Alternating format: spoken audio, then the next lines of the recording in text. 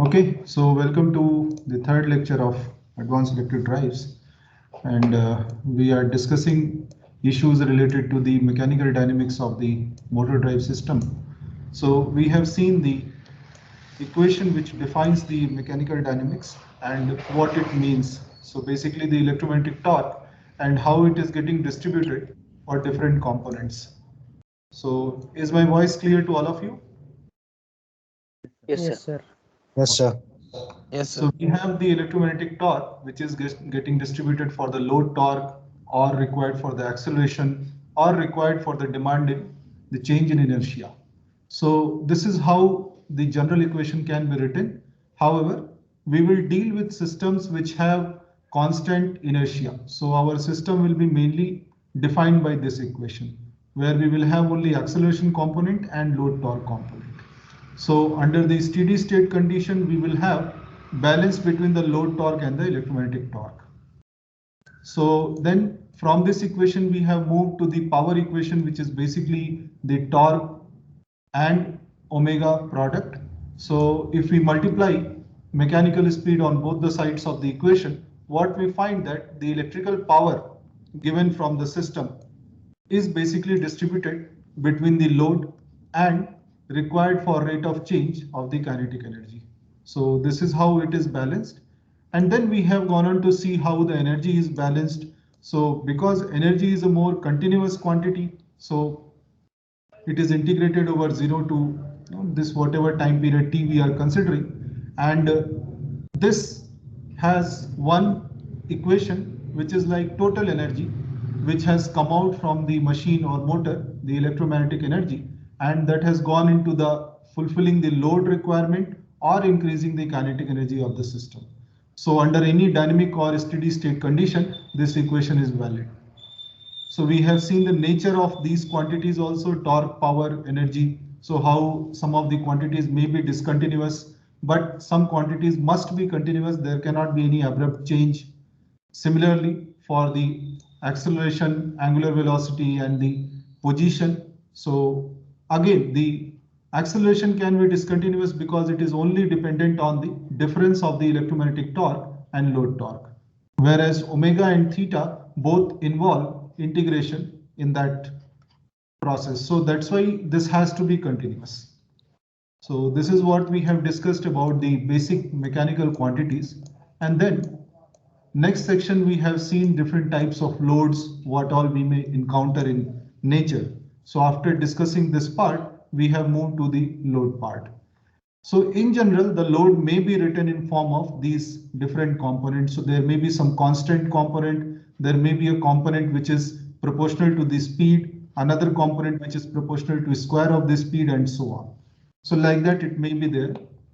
And some of the applications which involve these kind of load torques. So if we talk about elevator or lift or crane, this kind of application where speed is more or less constant or omega is more or less constant, and it is only balancing the gravitational force. So then in that case, we have load torque, which is more or less constant. It is not changing much with time or with the speed.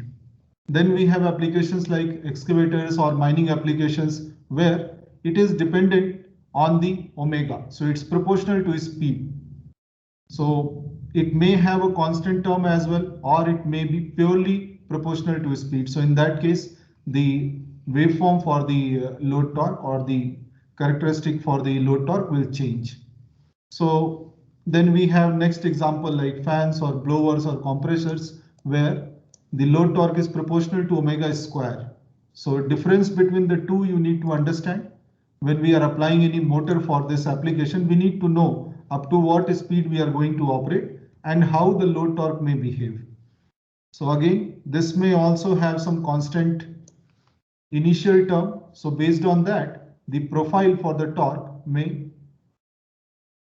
look like one of these options, either starting from some non-zero value or starting from some zero value with respect to omega. Then a more complex load kind of system, which is can be called as traction load or electric vehicle kind of load. So here we see that it is not defined by a particular characteristic, but a set of characteristics. So we have this constant value of load applicable for certain range of speed, then we have inversely proportional relationship with omega for next set of speed, and then for the other range it is proportional to speed but with a negative slope. So this kind of profile may be there for traction loads or electric vehicles. So we need to deal with any kind of load whichever comes in our way. Now some more discussion we have started on the stability of the system. When I am calling it inherent stability, basically I am referring to a system which is not controlled by any controller specifically. So this is something like your fan is running, whatever fan is installed in your room or somewhere, it is just running on its own. So in such systems where there is no controller, then can we have a stable operation, or is it having an unstable operation, or it is indifferent from wherever it is? So this kind of systems we are discussing. Of course, when we put the controller, we can control even the unstable systems. That is a different issue, like inverted pendulum or something we can control, but inherently it is not stable.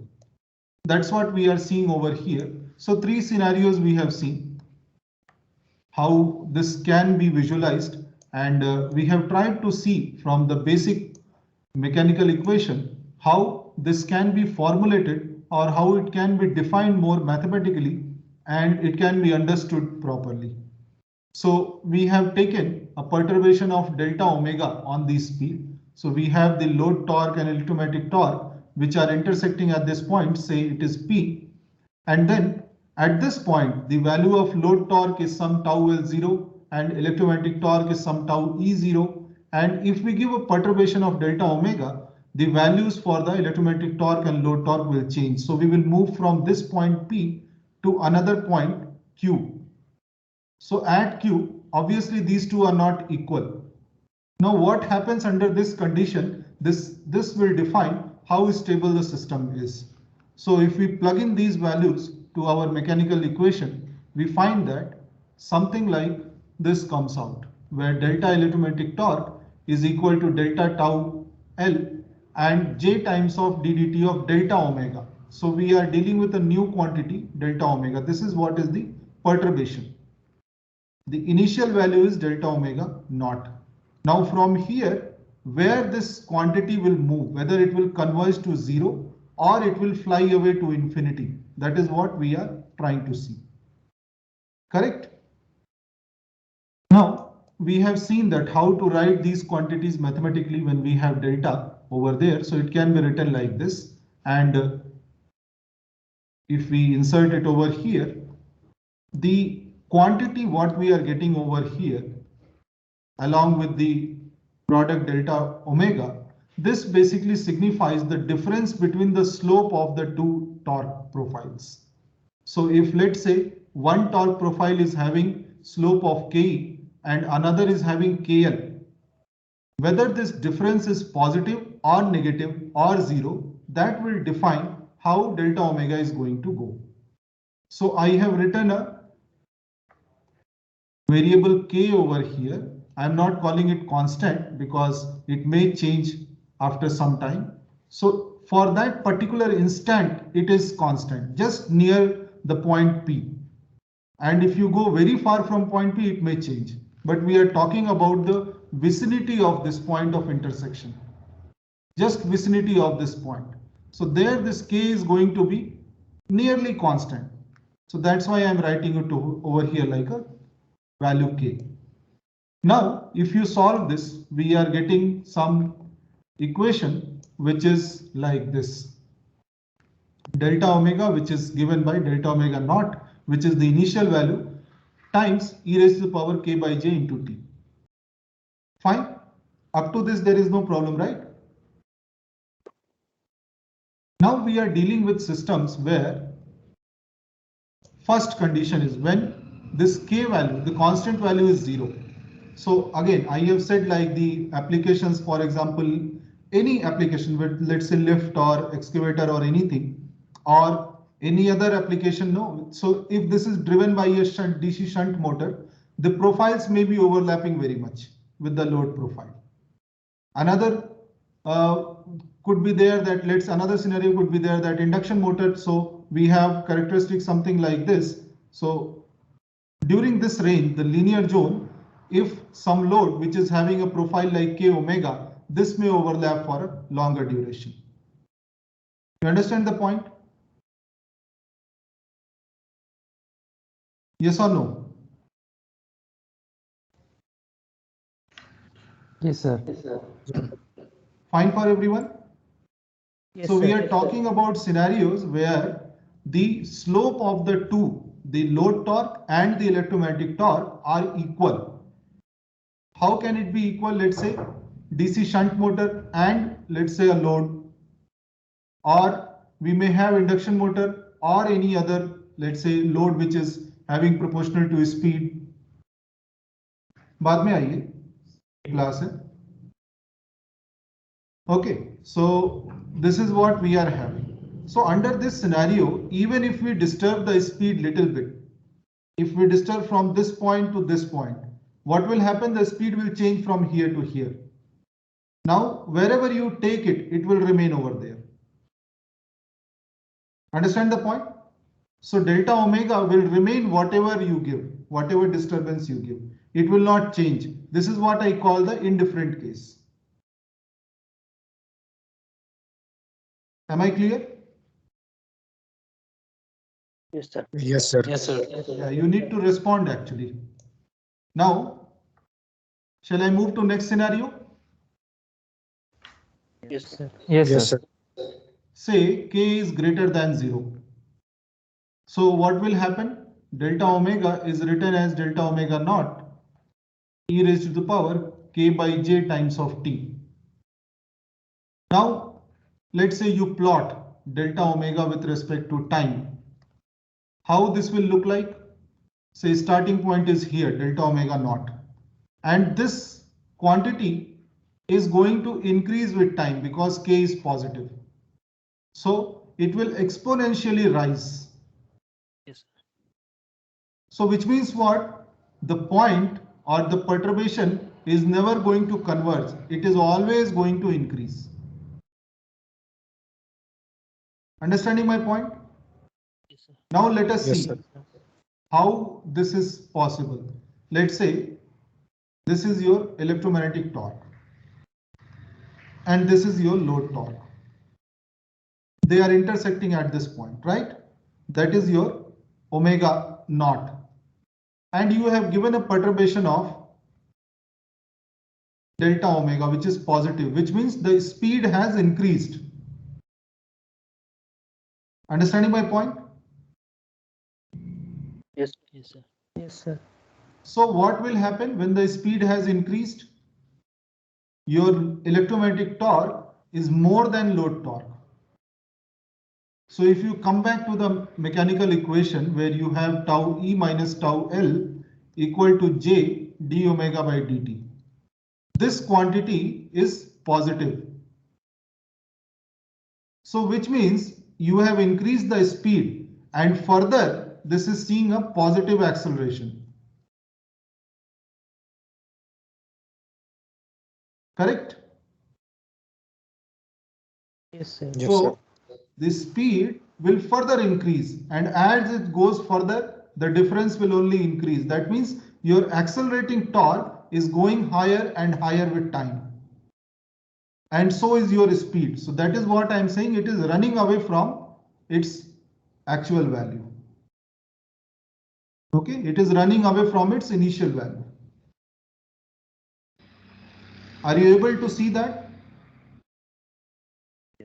Yes, sir. Yes, sir. Yes, sir. So, which is why we say, how would you judge if you are given a system which is having the load torque, electromagnetic torque equations? How will you judge whether this system will be stable or unstable? Let's say, for example, we all know that when we talk about induction motor, no, we say that, okay, this is something, no, before this is kind of unstable operation. And after this it is Stable. stable. That is the general convention. Do you understand this? Agree with this or not? Yes, sir. Okay. Yes, sir. Yes, sir. But The truth is that this unstable and stable operation, when you are saying, you are considering a constant load torque. If you have a load torque of this nature, let's say rising faster than this portion, you can have a stable operation at this point also. This we will prove, we will see in one of the assignments. Okay? Yes, sir. Understand the point? So it is not alone the characteristic of the motor which defines whether the operation is stable or unstable. It is along with the load torque that defines whether this point will be stable or unstable. So this is how we are defining this. If the rate of rise of electromagnetic torque is more than rate of rise of load torque, then the point is never going to come back to zero. It is always going to increase. Make this point very clear. Any confusion, ask. So when I say slope of tau e, ke greater than kl, does not mean only this, that one is positive, another is negative. The scenario could be less negative and more negative also. So we may have tau e like that and tau l like that. Tau e is having less negative slope than tau l. Or it could be more positive and less positive. Let's say this is tau e and this is tau l. In all such scenarios, we have the constant k value greater than 0. Slope of electromagnetic torque with omega is greater than slope of load torque with omega. And all such conditions are unstable. Why? Because our delta omega is only going to increase with time. It is not going to go to 0. Fine? Yes, Yes, sir. sir. Ajay, is it clear? Yes, sir. Okay, shall I move further? Yes, sir. Yes, sir. Yes, Okay. sir. So now, Deepak, you have camera issue, but others, why can't you turn on your camera? Only 10 people and including me 11 have turned on. Or no, including me 10 only. Turn on your camera. Let us see how much you are able to absorb. So who has not done it? Deepak cannot do. Neelam, how about you? Yeah, Ashish is now there. Who else?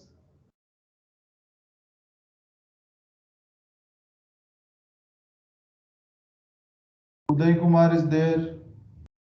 Sampan is there.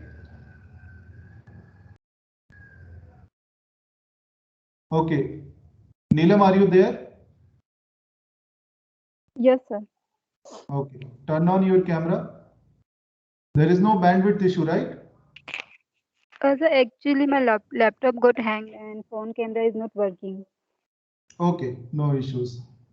Okay. Anybody else who has not turned on? Okay, good. Now, let's go to next condition. See, we have to understand these things both way. Mathematically what it is saying, and are we able to feel that practically or not? Physically or not? So third case is obviously k less than 0, where we have the electromagnetic torque, slope of electromagnetic torque less than slope of load torque. The equation says delta omega is delta omega naught and e raised to the power k by j times of t. And please mind that this k is negative over here. So how is the nature of delta omega going to be? Let's say this is the initial perturbation. So how will it behave with time?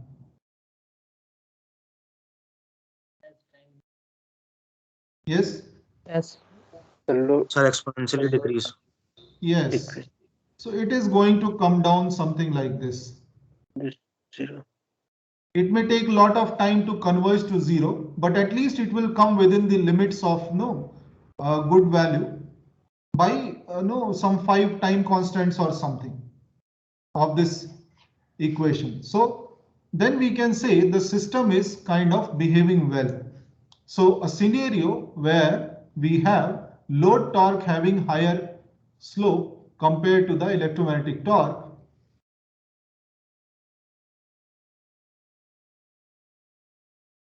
Now you may apply the same thinking for this scenario what we have done earlier. If this is the point of operation, original point of operation omega naught, and we take our point to further by delta omega, so what will happen now? Our load torque is more, electromagnetic torque is less. We have increased the speed and we have negative acceleration. So speed will always come down as a result of negative acceleration and it will come back to the original value. If you reduce the speed, then electromagnetic torque is more. This is less. Again, this will take this point to balance equilibrium point. You understand this point? Yes. Again, Yes, when sir. I say that this should be more and this should be less, this does not mean that only positive and negative slope. This could be more positive, more negative, less positive, less negative, something similar to this. So if you reverse the tau E and tau L, Rao ji class के बाद मिलते हैं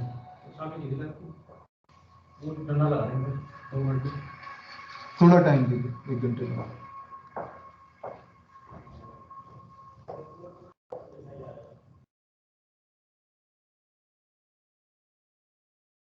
So even if the scenarios are like this, then we have the similar operation for the motor drive.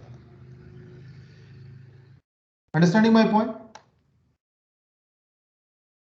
Good. Yes, sir. So then we have completed the part related to the stability analysis. So all 3 cases we have discussed. Any doubt in this? So anytime when you are asked to analyze whether any mechanical system is stable or not at any given particular operating point, you need to analyze like how it is done over here. Derive these quantities and come up with the plot for delta omega. Just simply writing that, okay, it may be stable, it may be unstable, may not be complete solution. Correct? Good. Now let's move to next part. Some things related to the 4-quadrant operation of motor drive and how do we define forward motoring, reverse motoring and all that. So some discussion and then the limits on the rating of the system. So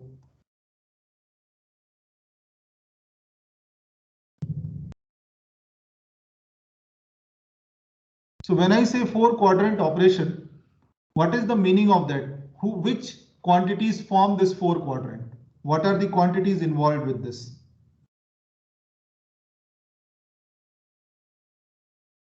Speed, torque, Speed and torque. Yes. power. Torque and speed. So these are the 2 quantities which are involved in this. When we talk about 4-quadrant operation. Now we see that what is meaning of 4-quadrant, that basically both the quantities can be bipolar. Torque can be positive as well as negative, and tau E, let us say, to be specific, electromagnetic torque. And omega can also be positive and negative. When we are having this system, machine, and then the load connected over here. So this could be the torque, this could be the omega, or the other direction could also be there. Now, whenever this omega is positive, whenever omega value is having positive, which means this entire half plane, this is called forward. The direction is forward. And whenever this omega is negative, this entire half, that is called reverse. There is no problem in that, right? It's a very clear classification. Omega positive means we are going forward, omega negative means we are in the reverse direction. That is all. Now, whenever our torque and omega both are in the same direction, which means torque is supporting omega, whether in the positive direction, forward direction, or in the reverse direction. If it is supporting omega, that mode is called motoring. Which means what? We are having torque which is increasing the omega, whether it is positive or negative. And because this in the first quadrant, when both tau and omega are positive, this is called forward motoring. So here what all we have torque which is positive, we have omega which is positive, and hence the electromagnetic power is positive. So the electromagnetic power which is indicating, which is positive, that indicates that it is in motoring mode. Okay, the flow of power decides whether it is going into motoring mode or braking mode or generation mode. So whenever it is positive, it's motoring mode. Again, when the tau E is also negative, omega is also negative. Both these quantities will give positive power, which means the electromagnetic power again will become positive. And because this is happening in the reverse direction, so this is called reverse motoring.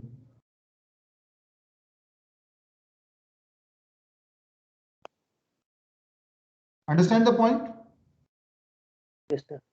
Now, whenever these two quantities, the torque and omega, are in opposite directions, then it's called braking. So here the tau is negative, the omega is positive. So our power which is drawn from the system is negative. And because it is happening in the forward direction, this is called forward braking.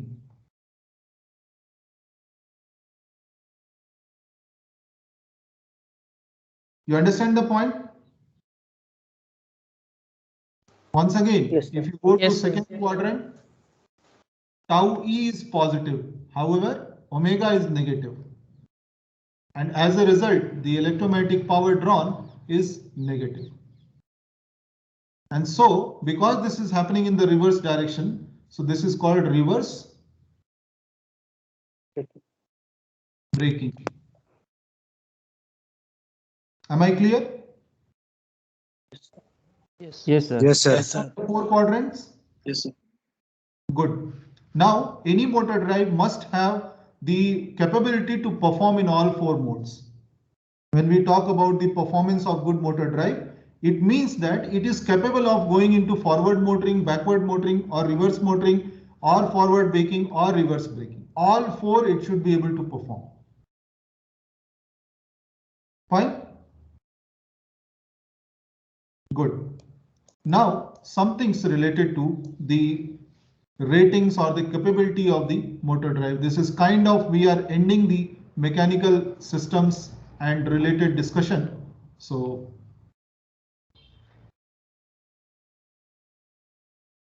if you have any confusion anywhere, no, just tell me. Don't wait for class to get over or something. Okay, now when we talk about ratings of the motor, normally we have absolute maximum rating for the speed.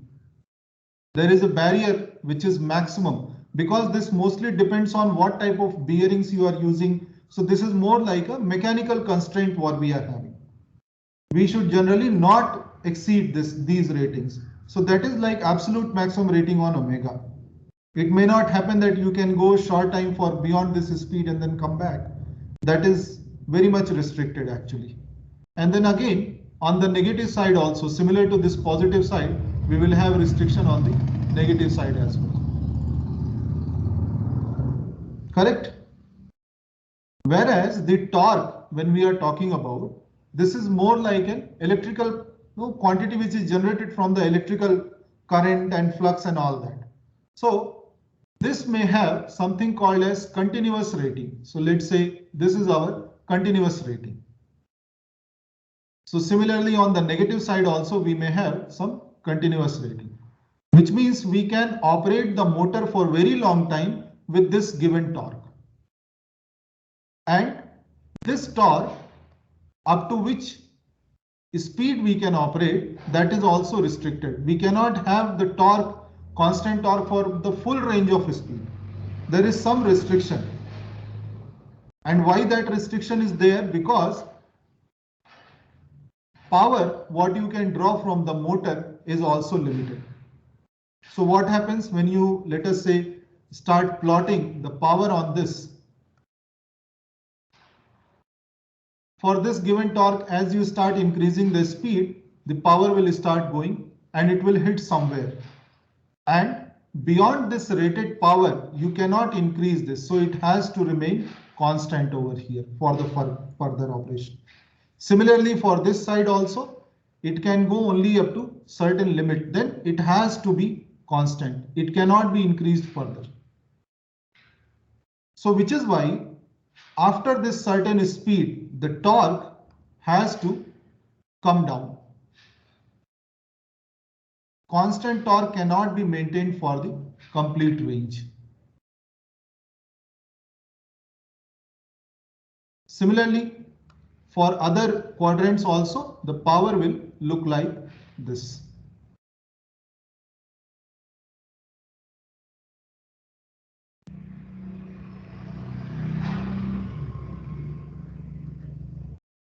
You understand this? Yes, sir. Yes, Correct?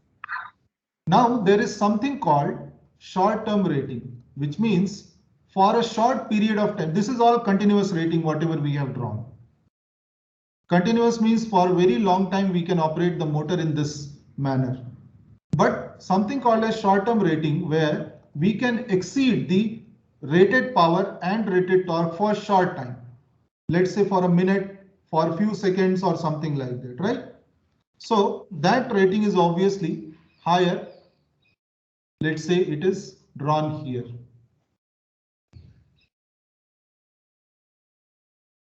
But again, this also has limitation when we talk about power. It cannot be taken for the full speed range. So the further power can go up to, let's say, this level. Similarly, for this side also, it may exceed and go up to this level. And beyond that, the torque has to come down.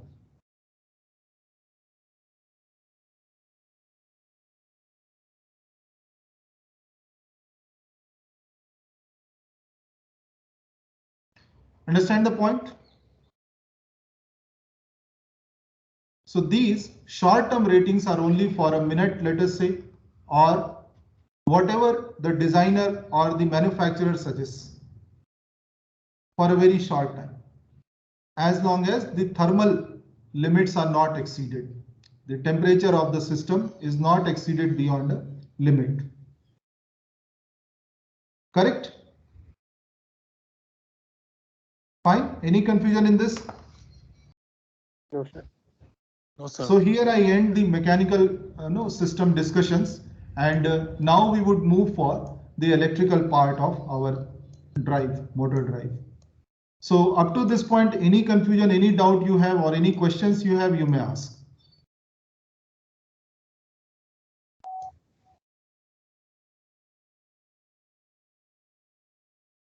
Good. So we had thorough discussion for the load part. Now let us move to the electrical subsystem.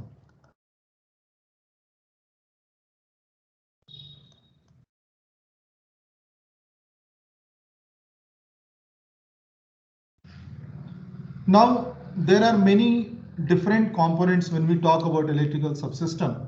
So we have seen that there is something called as power source. sir. Yes. Yes. Sir, the power graph you draw in the last page is with respect to omega. Yes. Sir, so it must be like a parabolic. Which should be parabolic? Sir, power graph. Parabolic, when you say, what you assume is that torque and omega both are changing in different manner. What I'm saying that given this torque, if your omega is increasing. Okay, yes sir, yes sir. Now I got this.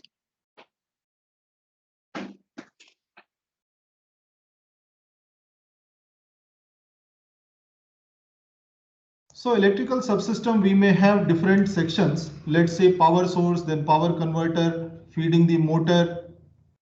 So whatever is on the shaft that we have discussed.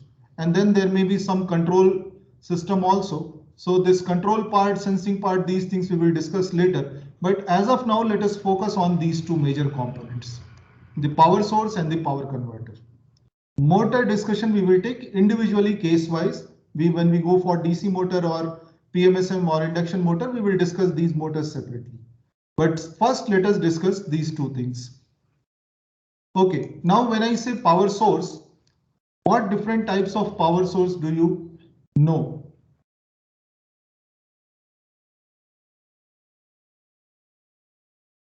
Can you suggest what all power sources are there? And I'm talking about electrical power sources to be specific. So AC source, DC source. No, what that source is. Okay, one classification AC DC. Current source, voltage source. Okay, current source, voltage source, very nice. What else could be there? Three phase, single phase. Okay, basically in this three phase, single phase, whatever. Then Sir, solar battery. okay, solar, battery. What else?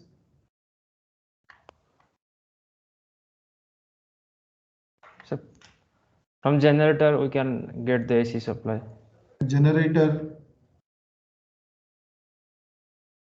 Okay, a lot of these things are there, right? So broadly, what we have that any of these sources, if you see, the general classification could be this, whether it could be a voltage source or it could be a current source. Understanding my point? Now, when I say voltage source, what do you understand from this?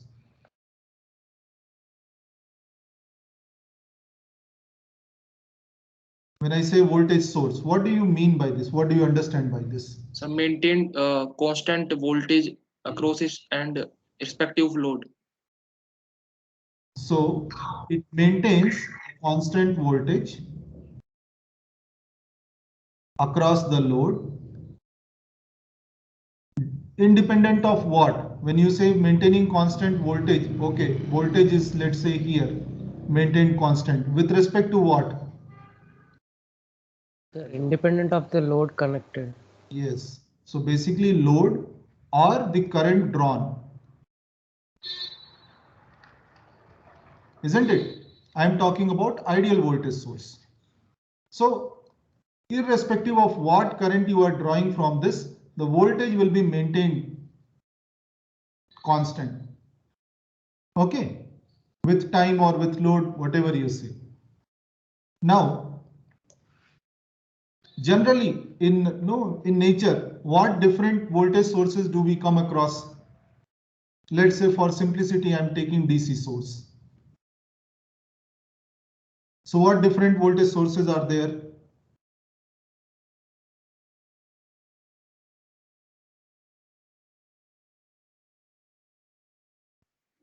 Battery. What else?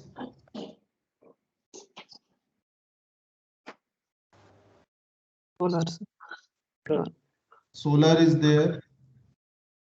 Okay. Few more, let us say you have AC source, you may connect a diode bridge rectifier, you can get some output across that. Okay, these are different DC voltages you may get. Now, some of them may be very stiff in the sense that yes, they will maintain the constant voltage for the given current, for any load current, but which means it should not go to infinite. But some of them may be fluctuating little bit. Let's say diode bridge, it will have some ripple kind of thing over there. Then the solar may have some changes on it depending on the intensity. Now, there may be something which can make this more stiff. Let's say if I connect a capacitor bank across this. So which means what will happen? The voltage will become more stable. So capacitor is one element which is basically voltage stiff, and it is helping in maintaining the voltage across the source. You understand this point? So sometimes we may use some passive elements also to maintain whatever we are desiring to do. Let's say we want a very stiff voltage, constant voltage, so we may connect a capacitor bank. That will make our system more stiff, voltage stiff, right? Now, some properties of this voltage source, whatever power source we have. So what are the properties? Can we connect two voltage sources like this?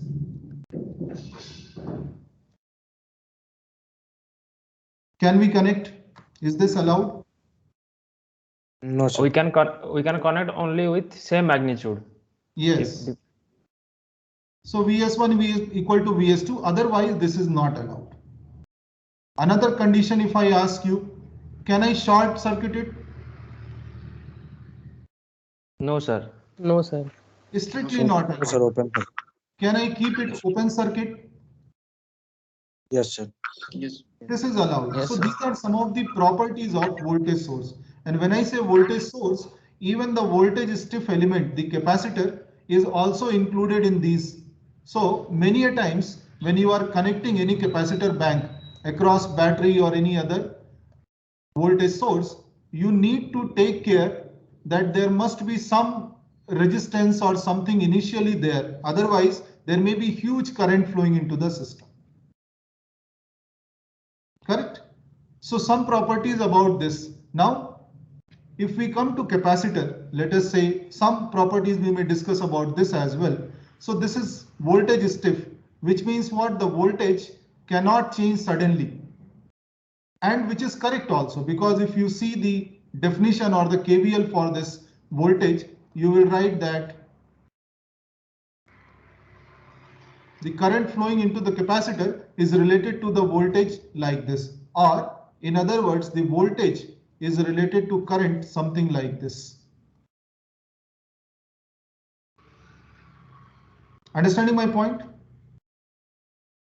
So to Yes, sir. change the Yes, sir. voltage abruptly,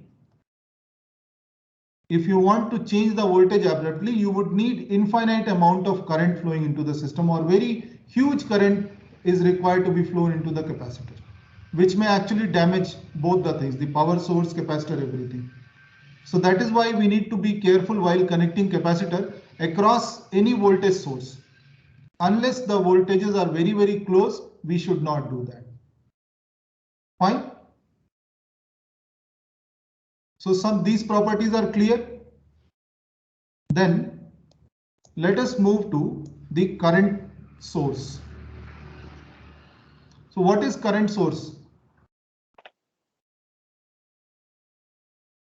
What do you understand by current source? So we draw many a time something like this. Let's say I naught. So what it says basically that the current level is maintained constant irrespective of any voltage, whatever comes across that. So you may have a load inserted in between, or you may not have. That means the dead short circuit. But this current will be maintained. That is what is the definition of current source. Understand my point? Okay. Yes, sir. Now let us say we have two current sources, something like I1 and another one like I2. Can I connect it together? Strictly not allowed unless I1 is equal to I2. In fact, direction should also match. Direction. Now, can I short circuit it? Yes, sir. Yes, Yes, sir. sir. In fact, the current source must remain short circuited always, must remain connected always, either through some load or without any load. Opening a current source terminals is strictly not allowed. The open circuit operation of current source is not allowed because this will disrupt the flow of current and then it is no longer a current source. Fine. Now, if I ask you, what are the current sources that are found in nature? Have you come across any current source? Lightning. Sukumar? Lightning, sir. Yeah, sorry, I did not get. Say again. Sir, lightning. Lightning. Okay, that is not source. Maybe power source, but we cannot handle it. We are talking about something which is usable practically.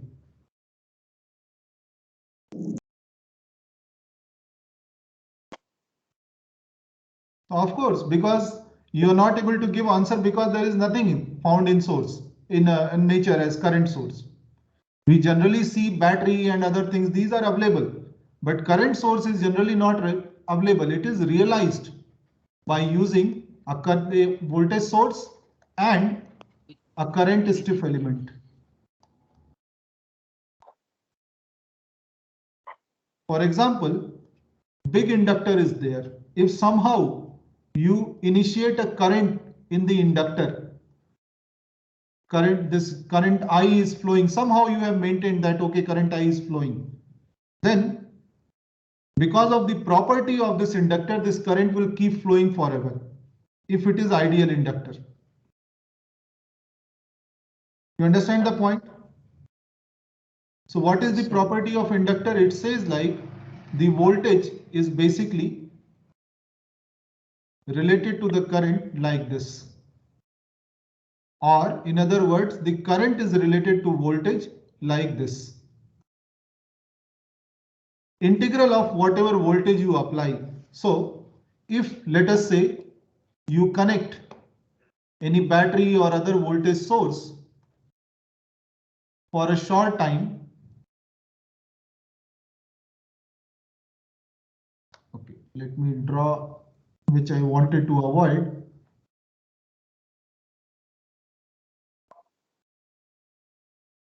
So something like this, if you make, let's say connect this for some time and then connect here. So what will happen? The current will rise up to some point and then it will be maintained constant. You understanding my point? So current stiff element is used for realizing something which is called as current source.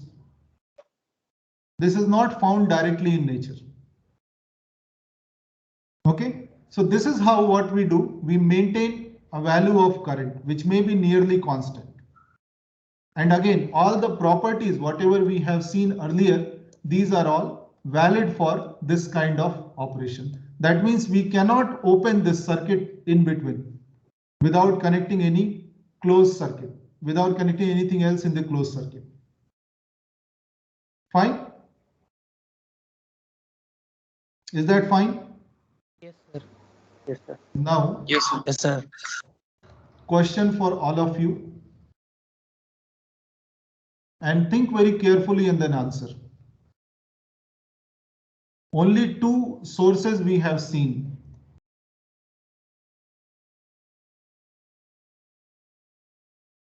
Now, for both the sources, what we are feeling that connecting two sources together is not a good option.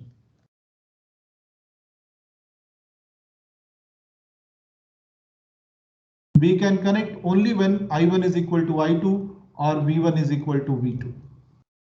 Now, if we cannot do that, okay, if this is not allowed, how do we transfer power between two power sources? The moment these voltage levels are different, if we cannot do that, huge current will flow or some very different voltage will come. And if the voltages and currents are equal, there is no power transfer at all. Then how do we transfer power from one source to another source?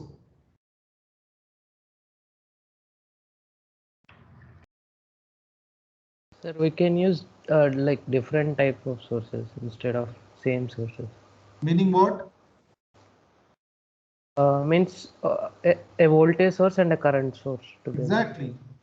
This is what I was trying to avoid in the previous thing, but I had to draw. Exactly, this is what we are doing here. We can always have power transfer between a voltage source and a current source. Now, anyone could be source, anyone could be load. One is voltage stiff, another is current stiff. And this is the solution for power transfer in any power converter or any other design if you see. So do remember this point. This is a very, very important point, and we will come back to this after some time. Okay, this is the way how we can achieve power transfer. Good. Okay, now let us move one step further. So power source we have discussed. Now let us understand what is power converter. Because ultimately the power source is going to be connected to the power converter, which is going to feed the motor.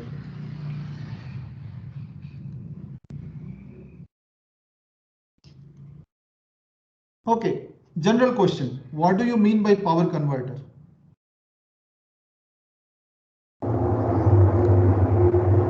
Sir, which regulate power as per our load requirements. So can transformer be power converter? Sir, Can transformer be called as power converter? yes, sir. Good, good. Any more answers?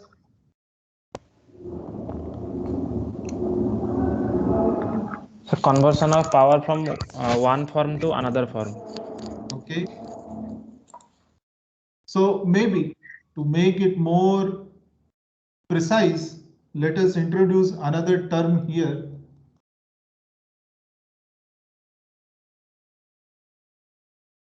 Now you tell your answer.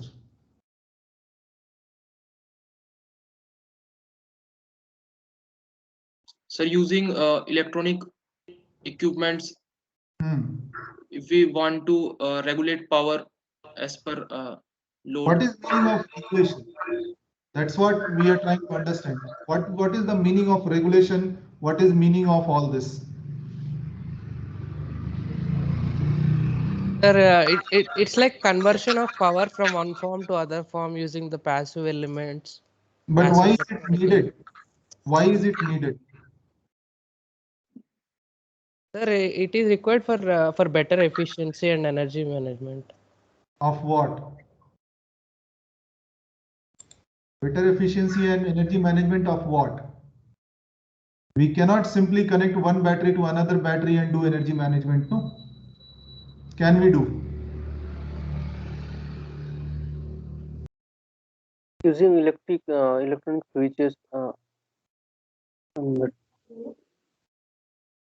To do what?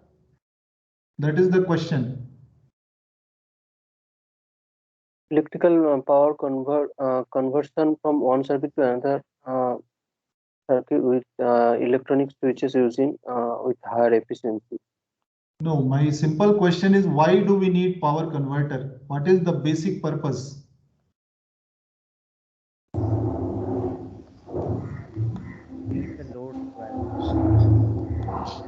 Sir, we Yes, don't know.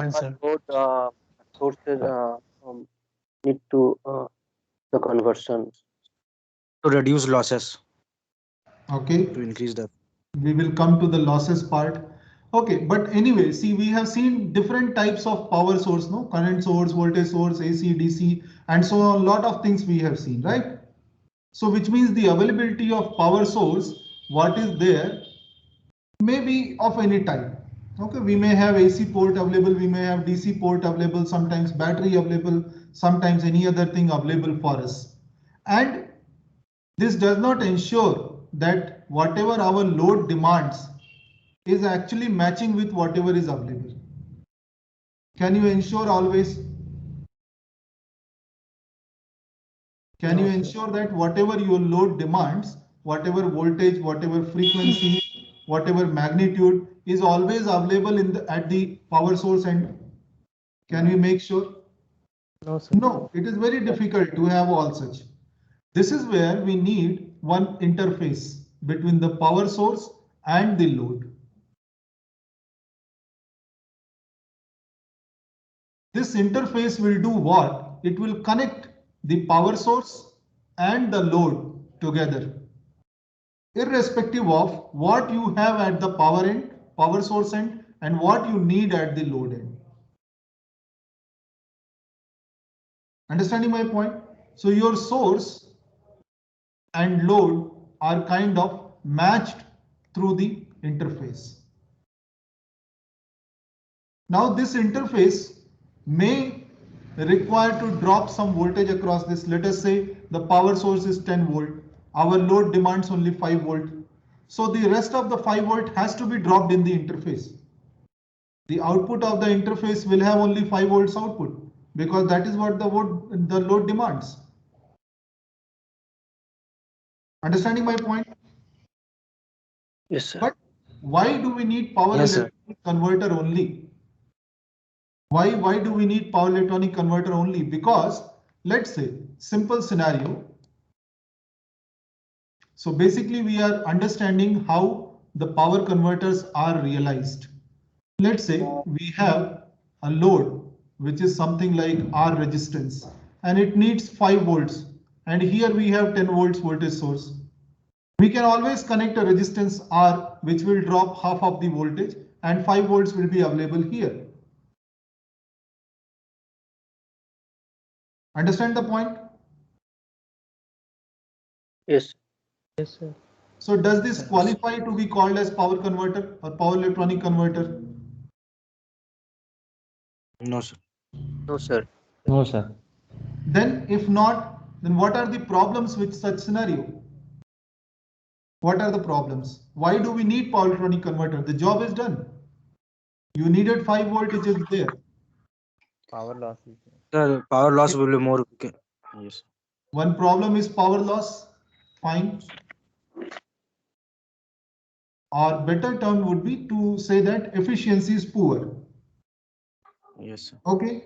What is more fundamental problem over here? Sir, heat sink will also be. Sir. No, that power loss, heat sink, everything is connected. Then the next issue. It will provide 5 volt only. Variable output. Yes, partially what Ajay, Sukumar, you all are saying. Let's say I change this value of resistance to another value, say R1, and still I want 5 volt only. Can I get? No, sir. No. Or if due to, let's say, thermal variations or something else, this resistor changes its value. What will happen? My 5 volts may become 6 volt or may become 7 volt or it can reduce to 4 volt. Anything may happen. So I have no control over all these. So what I need a more controlled approach over here. Okay. Somebody would suggest that why not? Then we have a variable resistor instead of constant value. So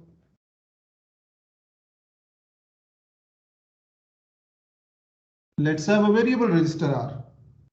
What's the problem? And variable resistors can be realized through our power electronic devices also. Let's say power BJT. This can be used like a variable resistor. If you see all the linear power supplies,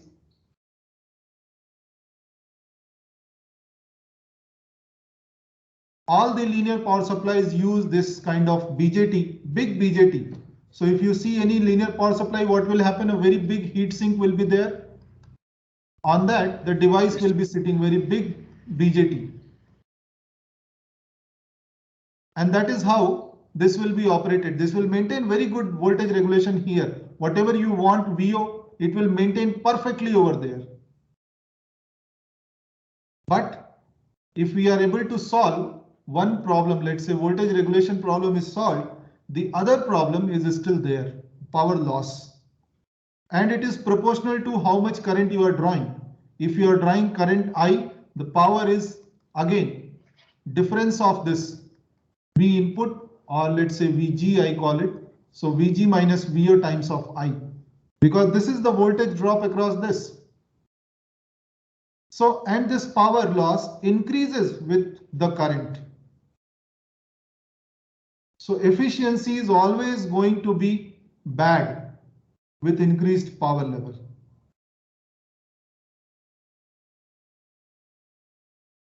Understand my point? Yes. Then what Yes, to sir. do? How do we maintain? Simple question, how do we reduce the voltage level at the output end? We have 10 volts and we want only 5 volts at the output end. How do we do that? Step down. Step down through what? Sir, we use a switch there and it will be on for a half time. Say again. So it will be half. It will add a switch there and it will be on for half time. One will be half.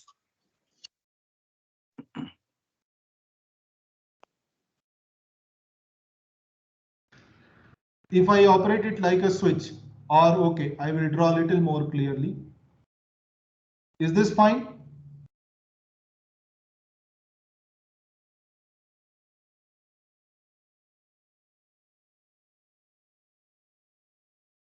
Is this fine?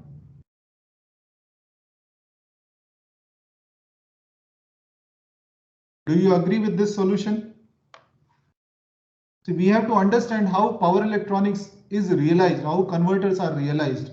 What is the thought process behind that? Do you agree with this kind of arrangement? An anti-parallel diode.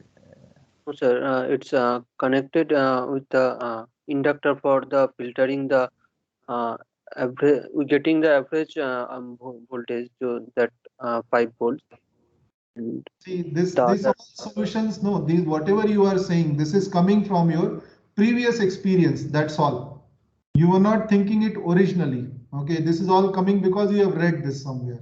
There must be a diode, there must be inductor, there must be capacitor, filtering. Why is it needed? If I ask you, you have to connect a voltage to the resistor. Why do you need a filter? better efficiency. Efficiency of what? What is efficiency of resistor? What is efficiency of resistor, Sukumar? What resistor can do? It can only have a power loss of I square R or V square by R. What is meaning of efficiency for resistor?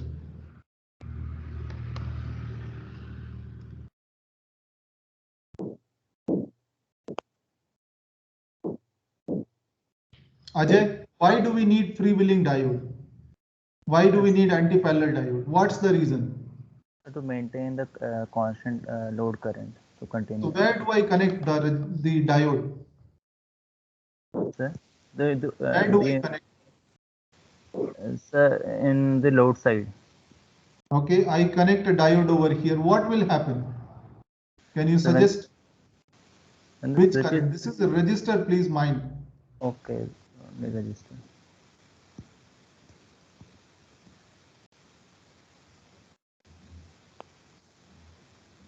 Yes, the solution should come from your side. I will only say whether it is correct or not. Think how some person came up with a power converter. How did they realize? How did they invented power electronics?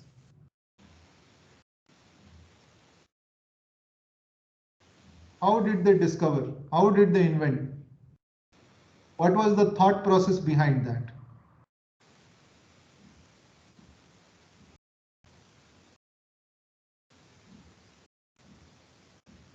Okay, let us think little bit more and our circuit will remain same.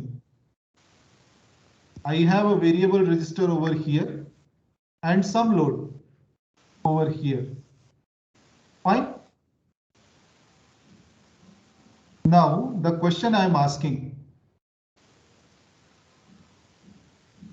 we are worried about the power loss in this resistor, right? Yes, sir. Fine. So what Yes, is sir. the whatever is the current flowing, that is dependent on the load value and this resistor R, isn't it? Say this is RL. So I is basically VG by R plus RL. Correct? And the power loss is basically what? I square R. Fine. Now this has power loss and this current is flowing only under the scenario that R is not equal to 0 and R is not infinity. So R is something like some value which is finite. Then only we have current, then only we have power loss. You understand my point? If, for example, I make R equal to 0, what is power loss? 0. 0. And if I make R tending to infinity, what is power loss? 0. 0. Because current will become 0. It is as simple as that. This is what now we are going to use to realize our converter. Exactly, this is what is done. This is the thought process behind how do we realize a power converter with better efficiency or best efficiency. If this condition is maintained, then what is the power loss? 0. Then what is the efficiency? Nearly 100% compared to 50%, 70% in other linear regulators. Now, how do we maintain this? So instead of having one-way switch, what we will do, we will connect a two-way switch.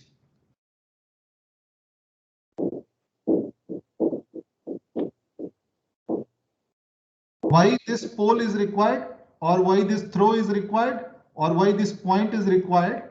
Because we want to ensure zero voltage also at this point. If you keep it floating something like this, so one voltage is ensured, but when it is open, we don't know what voltage it is. Understanding my point?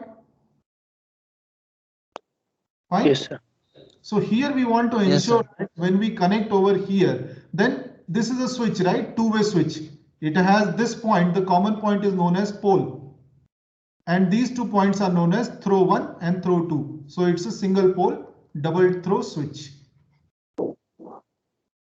Now tell me, when P is connected to T1, what is the resistance value for this switch?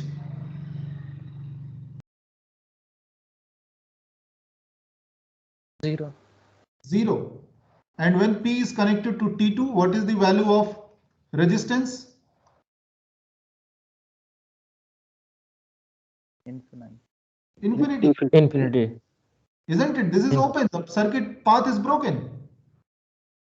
Now, with this arrangement, what we are doing basically, if you see from this pole point of view, what we are doing,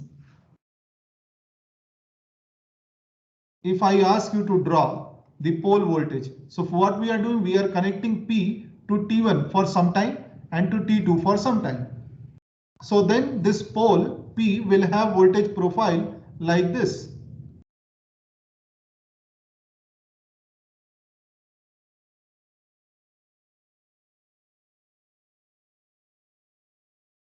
And the magnitude will be Vg or 0, Vg or 0, again Vg or 0.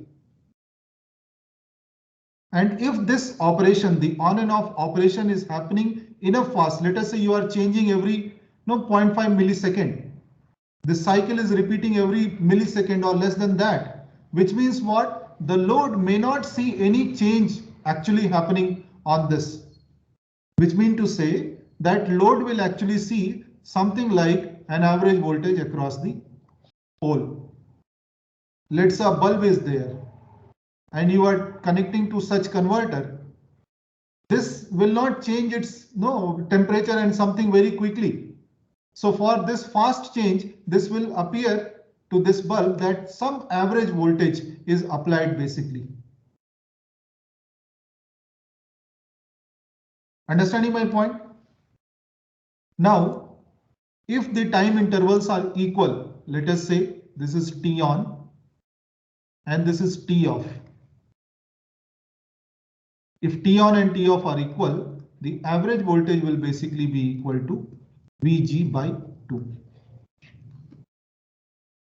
In general, it will be Vg times of T on by T on plus T off. Is that fine? Sir. This is the basis of power converter. What we are doing, we are realizing average voltage, or we are realizing the desired output voltage VO as average of the applied voltages. So on an average sense, whatever we want, that voltage is realized at the pole. Is that fine? Clear? Yes, sir. Yes, sir. Of course, Yes, when sir. we are applying VG and 0, what is the maximum voltage we can achieve through this? Maximum average voltage? VG. VG. And what is the minimum voltage we can achieve? 0. 0. Isn't it? So anything between VG and 0 is achieved. So this is acting like a buck converter. The operation is happening to reduce the input voltage. Understood my point? Yes, sir. Now, of Yes, sir. course, we cannot have a mechanical switch operating this converter. No, this cannot be a mechanical switch. If you try having a mechanical switch, it will become a big burden. You cannot operate it so fast, and then it will go bad immediately because of so many turn on turn off operations. So realization of this is the next thing what we will see. Before that, we will have some discussions on, can we have this kind of voltage as output? If yes, then which loads can take this kind of output voltage? See, voltage is changing from one level to another level very quickly. So which load can take that, can allow that, and which load cannot? This classification is also important. RL can take this Yes. variation. So anything which is voltage stiff, the definition of voltage stiff is the voltage cannot change quickly. Anything which is voltage stiff cannot accept this voltage. For example, you cannot apply this voltage to a capacitor or to a battery. You cannot apply this voltage to all such things. And this is a very common scenario that we will have capacitor or battery or something at the load end. Understanding my point? Then how to deal with these things, that we will discuss in the next class. We stop over here. The realization of power converter and these things will be discussed in the tomorrow's class. Fine. Any questions if you have, you may ask.